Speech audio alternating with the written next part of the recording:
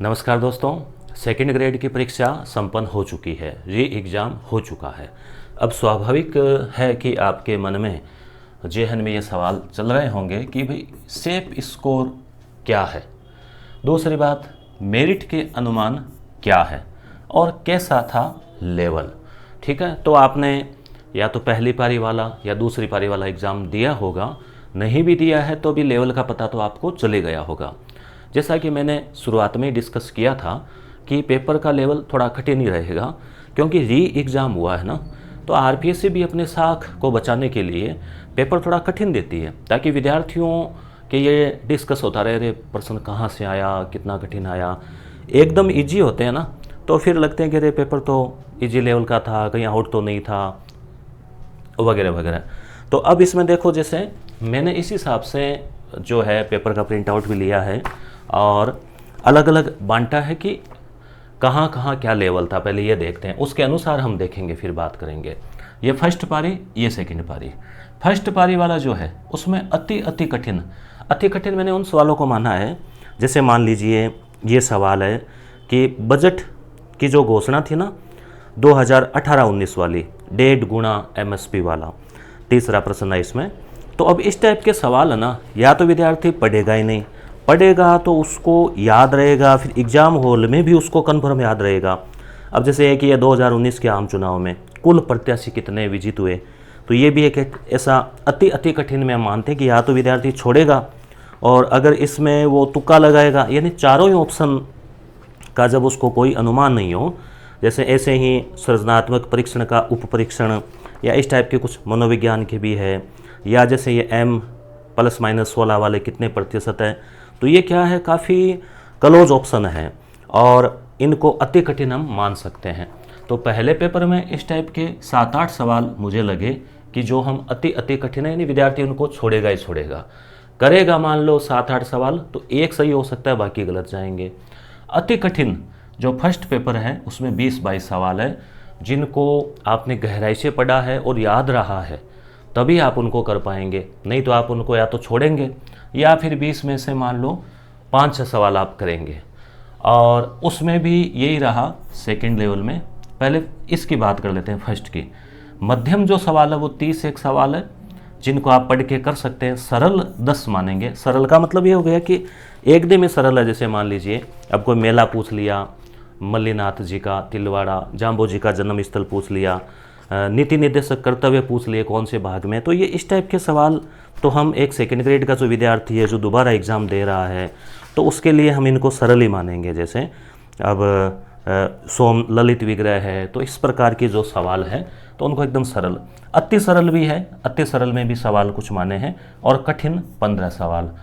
तो ये रेशियो है। और सेकेंड पेपर जो है वो पहले की तुलना में थोड़ा सरल था, पहले पेपर की तुलना में उसमें अति कठिन सवाल देखने को थोड़े कम मिले हैं। कठिन सवाल है, मध्यम है, पर उसमें अति सरल भी थोड़े कम मिले हैं। तो बात वहाँ घूम के आ जाती है पुनः कि दोनों का लेवल एक जैसा सा ही था। और पहले पेपर में जिन विद्यार्थियों के 50 से 70 के बीच, आप कहेंगे काफ़ी बड़ा रेशियो रख दिया। कारण ये है कि जैसे पहली शर्त तो वो थी कि मिनिमम लाना भी कई बार टेढ़ी खीर हो जाती है। जैसे स्कूल लेक्चर जैसे जो 75 सवाल होते हैं, वहाँ गणित वगैरह भी आ जाती है। तो यहाँ राजस्थान जीके ने आपका जो बेड़ा है वो पार करा दिया है अच्छे से। तो एक तो अब करंट अफेयर भी यहाँ ऐसे थे कि 4-5-10 में से 9-10 में से 4-5 सवालों इतने गहराई से पूछे कि उसमें रिस्क लेने का मतलब है गलत होने का चांस था। तो 50 से 70 का पहले पेपर का है, दूसरे पेपर का है 55 से 75।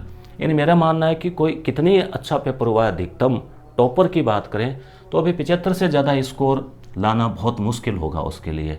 यहाँ पे 70 का स्कोर, और जो सिलेक्शन लेकर आएगा तो उसके कम से कम 50-55 तो यहाँ बैठेंगे, क्योंकि इससे कम तो थोड़ा ज़्यादा हो जाएगा। हालांकि कई बार विशेष आरक्षित वर्ग की हम बात कर सकते हैं, मान लीजिए कुछ विशेष क्षेत्र या विशेष एरिया वाइज, वहाँ पे केवल क्वालिफाई भी चल जाएगा। दूसरी बात कि सेफ स्कोर क्या है, इसकी बात करें तो ये मेरे अनुमान से ये आपका एक सेफ स्कोर रहेगा 50 से 60 के बीच में। 100 में से अगर आपके माइनस करके 50 से 60 के बीच है, और उधर वाला पेपर भी आपका ठीक हुआ है, अच्छा हुआ है, तो आपके लिए सेफ स्कोर है, क्योंकि ये कंपटीशन है। ये आपको पता है यहाँ पॉइंटों में मामला चलता है, डीओबी तक मामला चलता है, तो इसलिए मिनिमम आपका 50-60 के बीच। अब मेरिट क्या रहेगी, तो देखो अपने यहाँ कोई जो बाबा बागेश्वर वाली धाम वाला ये तो है नहीं पर्चा निकाल के दे देंगे। यहाँ पे आप कमेंट कीजिए पहले इस वीडियो के नीचे कि आपके कितने सही हो रहे हैं इस पेपर में। सही में भी केवल सही बताएंगे तो सही आंकड़ा नहीं आएगा, या तो आप पूरा लिखें इतने सही इतने गलत, या फिर आप नेगेटिव मार्किंग करके जितने गलत है उसमें 3 का भाग देके सही में से घटा के आप ऐसे लिखे शुद्ध, है ना, नेट जो है करेक्ट, जो है नेट करेक्ट NC लिख सकते हैं, या फिर आप शुद्ध लिख सकते हैं, या सीधे ही आप लिखेंगे तो मैं ये मानूंगा कि इतने करेक्ट आपने लिखे हैं। तो आप लिखेंगे उस अनुसार से, उसके अनुसार फिर हम थोड़ा डिस्कस कर पाएंगे, रिजल्ट निकाल पाएंगे। दूसरी चीज़, उस पेपर में जो आपने दिया था तब उसमें कितने सही हुए हैं ये भी मायने रखता है। दोनों की मिलाकर मेरिट बनेगी ना, इस एक से तो है नहीं। तो सीधे मेरिट के अनुमान लगाना एक तुकबाजी करना हो जाएगा। हालांकि अगर पहले पेपर का भी उस पेपर के भी सही डाटा हो और इसके भी सही डाटा आए तब जो है एक अनुमान की ओर बढ़ा जा सकता है। लेवल इसका कठिन हम कहेंगे, कठिन था, मतलब मध्यम नहीं था बल्कि कठिन लेवल था। जैसे RS परी वगैरह का पेपर हुआ करता है उस प्रकार से इसका लेवल था। और ये अच्छी बात है, पढ़ने वाले विद्यार्थियों को इससे नुकसान नहीं हुआ है, फ़ायदा ही हुआ है। हालांकि कई बार कुछ एक ही दिशा में प्रश्न ज़्यादा पूछ लिए, ये वो करते हैं एग्जामिनर, एक टॉपिक को उठाते तो उसी के 2-3 सवाल पूछ लेते हैं। जैसे करंट अफेयर में खेल के ही 3-4 पूछ लिए लगातार, तो होता है। और तो यहाँ पे हमारा मुख्य डिस्कशन का पॉइंट यही था कि मेरिट जो है कितनी क्या जा सकती है, तो वो तो दोनों पेपर का स्कोर मिलाकर जो अनुमान लगे ना तभी। तो आप पहले पेपर का भी स्कोर बताएं, इसका भी बताएं, और उसके बाद में जो है हम कुछ और एक वीडियो के साथ इस पर डिस्कस कर पाएंगे। तो धन्यवाद।